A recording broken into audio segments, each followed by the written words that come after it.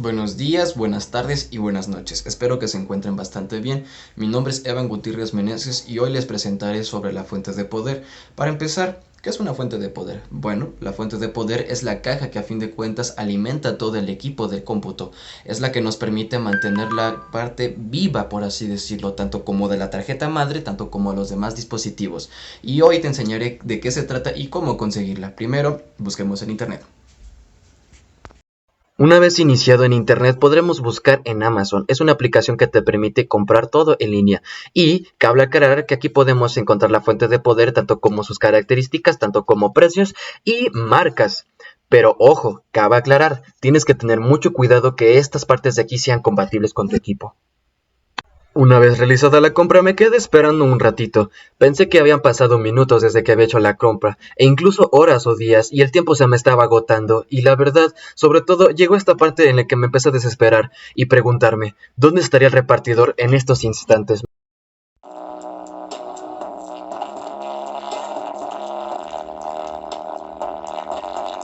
Una vez que llegó mi paquete, disponí a abrirle la puerta al repartidor, el cual ya me estaba esperando con ansias de verme para darme mi paquete y que finalmente se fuera a su casa.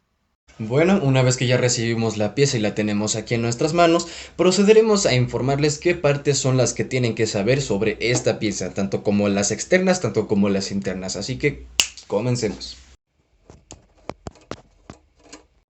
Una vez quitados los tornillos, procederemos a quitar la cubierta de la fuente de poder. Esta partecita de aquí se le llama cubierta. Y aquí podremos ver todas las partes que conlleva una fuente de poder. Y esta pequeña plaquita amarilla se le llama placa impresa. Así que comencemos con la explicación de todas estas pequeñas piezas. Bueno, comenzaremos con la parte de la cubierta. En la cubierta encontraremos varios apartados. El primero será que esta es la que permite proteger a todos los componentes internos que conlleva la fuente de poder. Más esto, si nos fijamos en los bordes podremos encontrar tanto el nombre de la marca como su consumo de energía, su entrada y salida. También podremos ver de cuánta capacidad es esta fuente de poder. También podremos ver un número de serie y también podremos ver en la parte de atrás unos pequeños cables. Bueno, para empezar comenzaremos con la parte del conector macho. ¿Para qué sirve el conector macho? Bueno, este sirve para alimentar a toda la fuente, en la que permite que todos los circuitos transmitan energía. Y en esta de aquí tenemos el regulador de voltaje. Esta puede pasar de 220 a 215 voltajes. Esto nos permite regular la energía que atraviesa todo el equipo. Y por ejemplo, aquí tenemos el switch, que es el prendido y apagado como todos los conocemos, y que nos permitirá que la fuente de poder funcione en su mejor manera. Y aquí en esta parte de acá encontraremos el ventilador. Este ventilador es muy necesario ya que necesita que se enfríen las piezas de adentro que generan tanta energía que es capaz de reventar o hasta incluso quemar todos los componentes. Una vez dicho esto, les pasaré una pequeña mostración del trabajo e explicación por mi parte del compañero de trabajo José Armando Morales Jiménez. Él te explicará cuáles son y qué es y para qué son estos pequeños cables que encontramos en la parte trasera. Son bastantes, sí, pero él te dará la explicación de cuál es cuál. ¿Qué es el ventilador de la fuente de poder?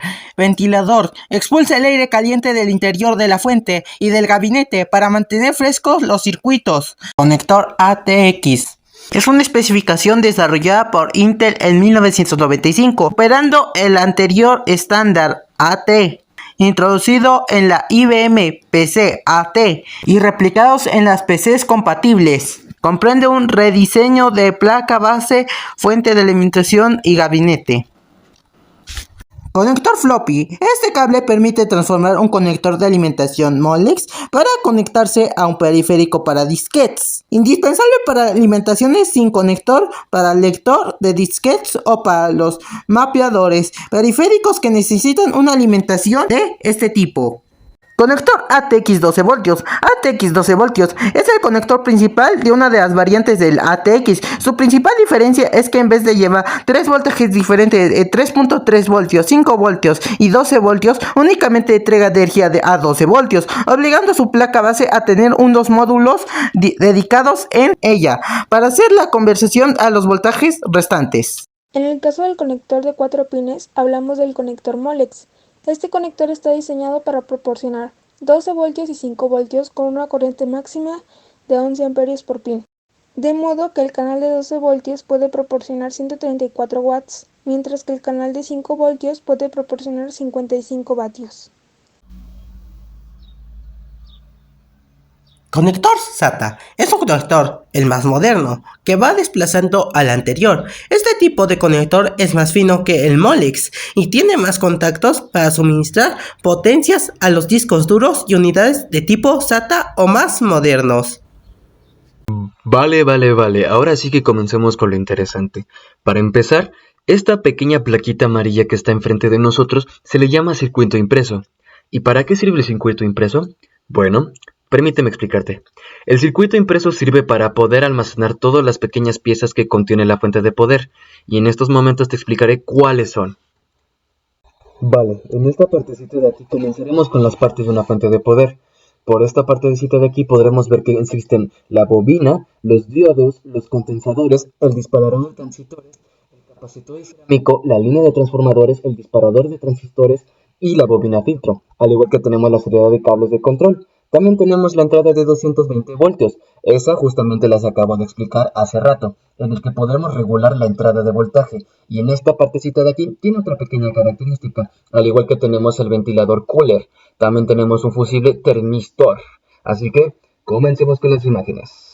Bueno, para empezar comenzaremos con la parte del fusible. Este fusible de aquí nos permitirá, sobre todo, checar la parte de los cables y la entrada de voltaje, ya que son dos cablecitos que permiten entrar y tienen pequeñas letritas, las cuales significan N, significa para neutro, que van conectadas a la parte de 220 voltios, y L, que significa línea, esta parte va conectada a los de 215 voltios, y en estas partecitas de aquí son las que nos permiten. El fusible es bastante importante, ya que nos permite que, por ejemplo, si llega a haber una sobrecarga de voltaje, el fusible se apague, así decirlo, se apague, para que no permita que otros circuitos se terminen descomponiendo. En esta pequeña parte de aquí tenemos un capacitor. Este capacitor se estarán preguntando ¿para qué sirve? Bueno, un capacitor es un componente que aprovecha el fenómeno de la capacidad eléctrica que poseen los conductores eléctricos. Esto quiere decir que va a transformar toda esa energía y la va a retener, por ejemplo, ahí. Tiene una pequeña peculiaridad en esta parte. Si se llegan a dar cuenta, tiene una pequeña cruz. Esa pequeña cruz nos servirá por si se llega a sobrecalentar y llega a tener tanta energía que suele explotar, puede que se salve. Y si no me crees, esas pequeñas cruces que están ahí, en vez de que suelan explotar estas piezas, solamente se van a inflar y permitirá que esta cruz abra la pequeña piecita. Es como una pequeña pila. Entonces lo que pasará es que se abrirá sin ningún tipo de problema. Una que otra pieza se dañará, pero a fin de cuentas es mejor a que sea esa parte de la seguridad. También tenemos otros tipos de capacitores. Por ejemplo, en su fabricación pueden variar mucho. Por ejemplo, pueden existir los de cerámica o los electrolitos. Hay bastantes tipos de capacitores.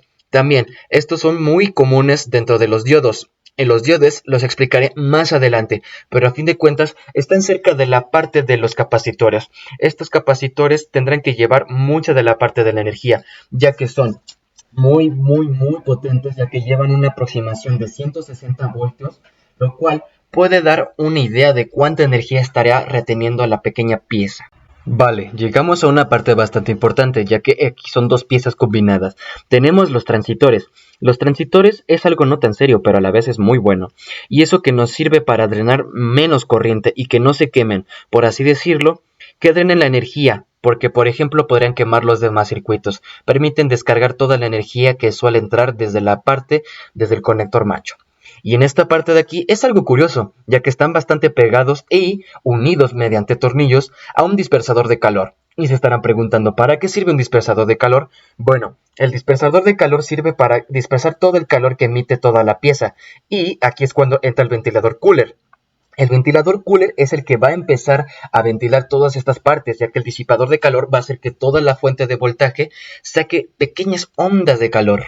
Y en esas pequeñas ondas de calor funcionará el ventilador cooler. Ok, también aquí tiene que ver algo muy importante, lo cual es el transformador.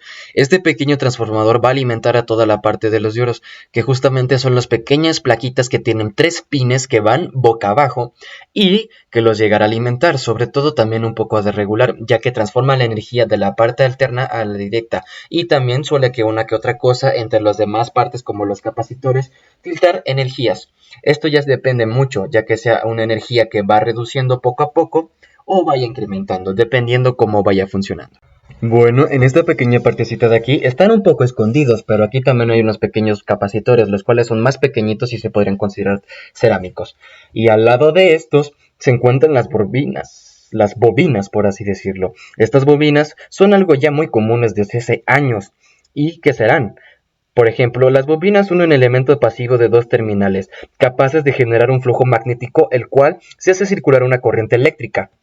Esto ya que es muy común que a fin de cuentas podamos ver que estén conformadas por un alambre que ya es cobre, lo cual es un buen conductor de electricidad.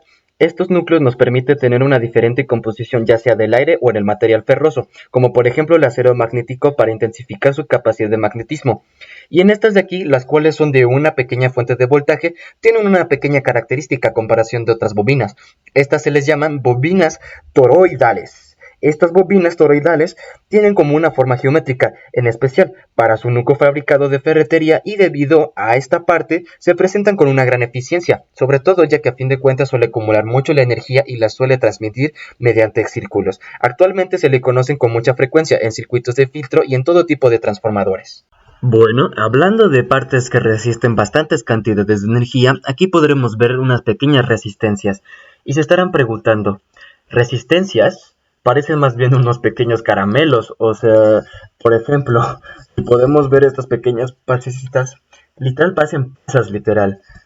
Cuando vemos una de estas pequeñas partes es muy vital conocerlas, ya que estas pequeñas resistencias nos ayudarán bastante y se estarán preguntando, ¿para qué sirven?